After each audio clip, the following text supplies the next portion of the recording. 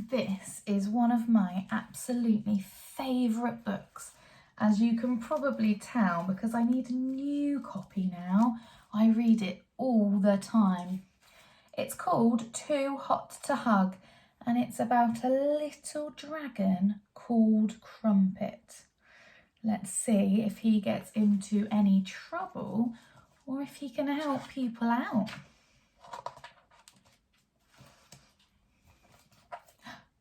Ooh.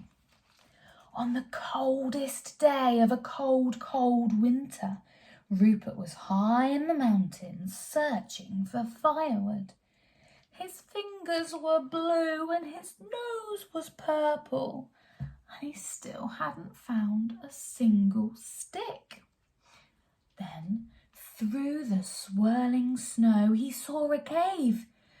It looks warm in there, he thought.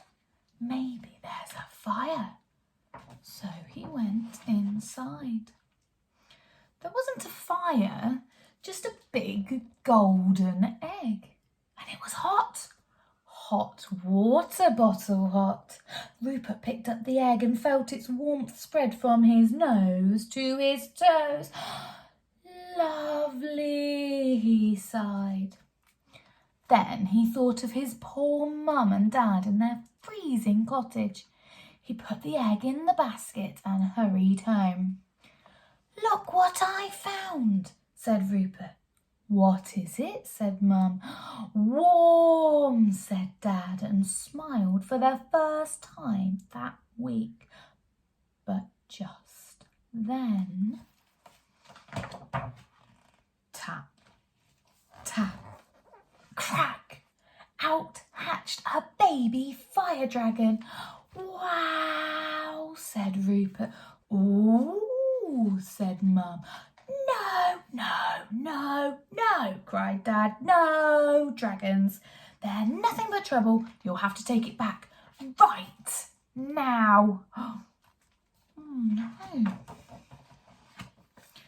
The baby dragon blinked and sniffled. His bottom lip wobbled and he began to cry. Hush, said Rupert, don't cry. And he gave the little dragon a big hug. Oh, he's so warm. He's as warm as toasted crumpets, gasped Rupert. You try, Mum.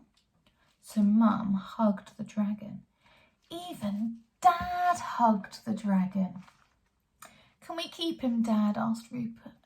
We can call him Crumpet. All through the winter, Crumpet, the dragon, kept the family warm and snug. He dried the washing, he warmed the beds, he even made the toast. But the hugs were the best, and everywhere that Rupert went, Crumpet went too. Except on bath night. Rupert hated bath night. The water was always cold, and Mum made him wash behind his ears where his favourite dirt was. Crumpet was scared of water, so he hid behind the sofa, making worried squeaky noises until Rupert was dry and the water had gone. And then he hugged him until he was warm and toasty. Soon winter turned to spring, and the snow started to melt. Flowers bloomed and crumpets started to grow. And as he grew, he got hotter. It's boiling in here, groaned Dad. Go away, Crumpet. Crumpet went over to Mum for a hug. Ouch, yelled Mum. You're too hot to hug. Rupert hugged Crumpet, but it wasn't warm and snuggly anymore. It was hot and scorchy. Then one day, Crumpet burnt the toast. He scorched the washing and set fire to Mum's best bedspread. "That's it!" cried Mum and Dad. "Crumpet has got to go." Oh. Early the next morning, Rupert and Crumpet set off up the mountain. By now, Crumpet was so hot that his feet left little scorchy footprints in the grass. Even through his glove, Rupert's fingers felt horribly hot as Crumpet clung to his hand.